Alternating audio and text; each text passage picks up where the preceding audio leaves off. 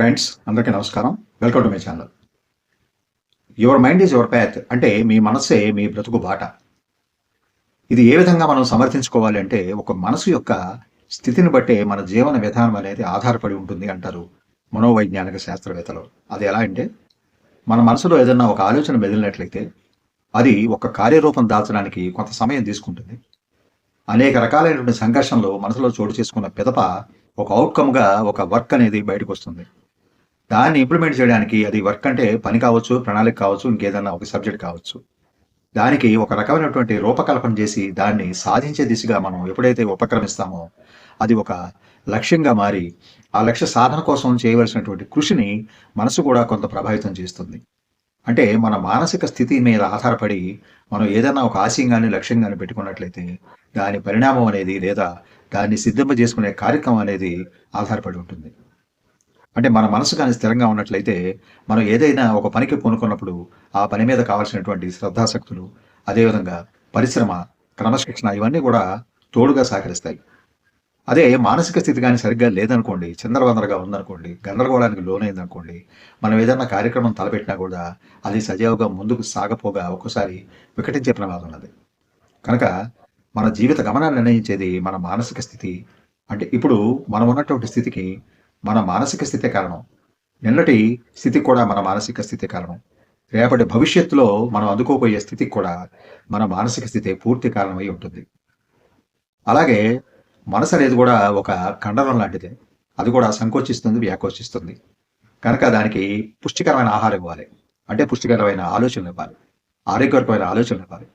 అదేవిధంగా దానికి కూడా వ్యాయామం కల్పించాలి. మనసు కూడా వ్యాయామం కల్పిస్తే అది ఎప్పుడు కూడా చైతన్యంగా ఉంటుంది. మనకి ఒక ఉత్ప్రేరకంలా పనిచేస్తుంది. మనం వెన్నంటి తట్టే ఒక గొప్ప సాధనగా మన జీవితాన్ని మలుపు తిప్పుతుంది మన మనస్సే. నమ్మశక్యంగా లేకపోయినా ఇది నమ్మి తీరాలి. ఎందుకంటే యాంత్రిక జీవనంలో మనల్ని ముందుకు నడిపిస్తున్నది ఏమిటి అనేది ఆలోచించినట్లయితే మన బంధువులు, మన స్నేహితులు, సమాజం, కుటుంబం ఇవన్నీ అనుకుంటాం. కానీ అన్నికంటే ముందు మనల్ని ముందుకు నడిపించేది మన మనస్సే. మన మనసులో బెదిరేటువంటి భావాలు, ఆలోచనలు, ఏదైనా ఇతరత్ర విషయాలు ఏవైనా కూడా అక్కడి నుంచే మన జీవన గమనానికి మొదటి అడుగు అనేది పడుతుంది. ఒక జీవితం సమగ్రంగా సాగాలి అని అంటే మన మానసిక స్థితి అనేది ఎప్పుడు కూడా నిశ్చలంగా ఉండాలి. అదేవిధంగా మనలో ఉన్నటువంటి భావాలు ఏవైనా ఉన్నాయో అవి బహిర్గతపరిచే క్రమంలో మానసిక స్థితి కానీ కరెక్ట్గా లేనట్లయితే అవి మంచిగా బయటికి రాజాలవు. కనుక మనస్సు అనేది ఎప్పుడు కూడా స్థిరచిత్తంగా ఉండాలి అంటుంటారు పెద్దలు. మరి మనస్సు మన అధీనంలో ఉండాలా లేదా మనం మనస్సు అధీనంలో ఉండాలంటే ఇక్కడ విరుద్ధ భావనలు ఉన్నాయి. ఒకటి, మన మనస్సు మన నియంత్రణలో ఉంటే అది మంచి స్నేహితంగా పనిచేస్తుంది, మనకి మంచి హితం చేకూరుస్తుంది.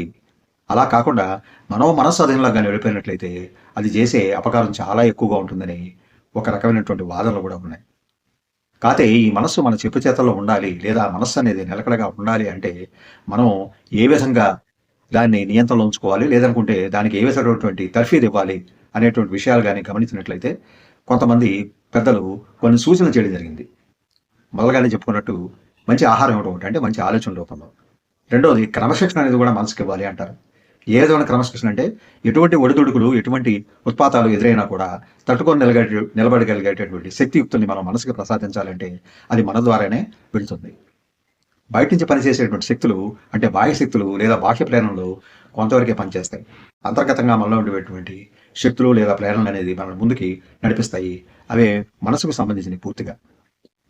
అదేవిధంగా మనసు అనేది అటు ఇటు పరిగెడుతూ ఉంటుంది అంటారు కదా పెద్దలు. మనసు చంచలమైందని. ఆ చంచలత్వాన్ని నుంచి దూరం చేయాలంటే దానికి ఒక క్రమశిక్షణ కూడా మనం అలవాటు చేయాలి. అంటే మనం దాన్ని గట్టిగా పట్టి ఉంచుకోవాలి, అటు ఇటు పరిగెత్తకుండా. ఒక పిల్లవాడిని మనం ఏ విధంగా అయితే సముదాయించి మన లైన్లో పెట్టుకుంటాం, అదేవిధంగా మనసును కూడా మనం మన అధీనంలో పెట్టుకుంటే అది ఒక మంచి స్నేహితుడిగా మనకి ఎప్పుడూ కూడా వెళ్ళంటూ ఉంటుంది. మన జీవితాన్ని సాఫీగా వెళ్ళిపోవడానికి తోడ్పడుతుంది.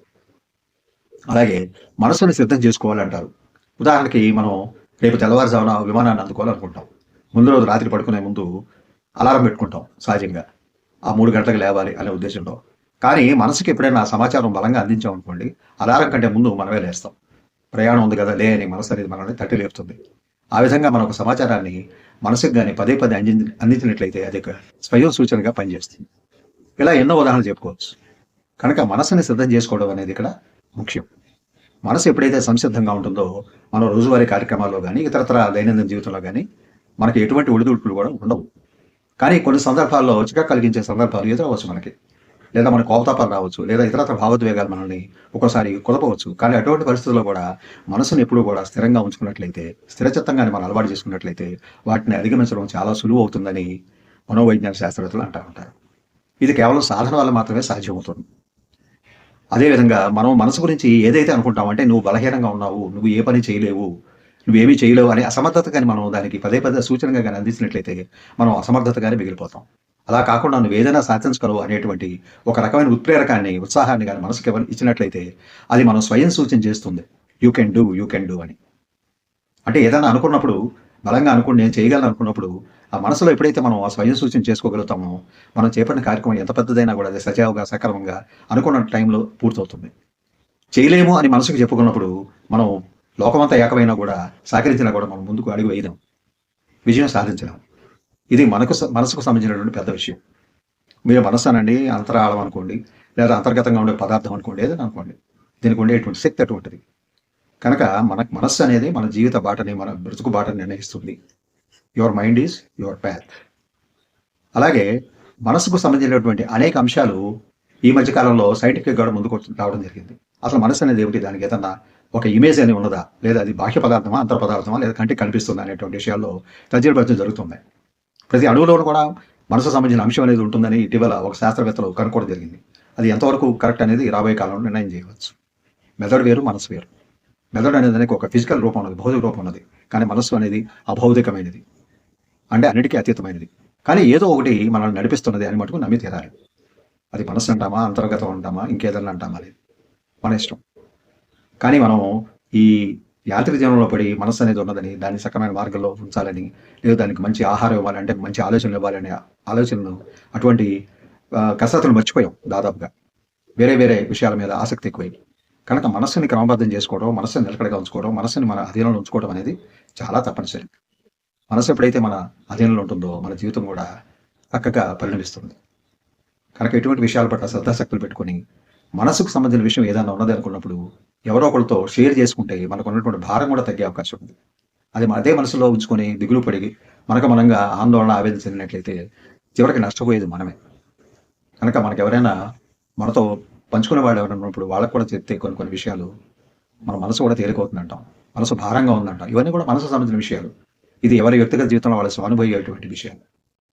కనుక అంతిమంగా ఒక నిర్ణయం ఏంటంటే, మనసు మాట అనేది మనిషి వినాలి, వింటే బ్రతుకు బాట అనేది బాగుంటుంది, మన మనసే మనకు బ్రతుకు బాట నిర్ధారిస్తుంది అని గ్రహించగలగాలి. Thank you friends for watching this video. Please subscribe my channel. Share చేయండి, లైక్ చేయండి, కామెంట్ చేయండి. నమస్తే.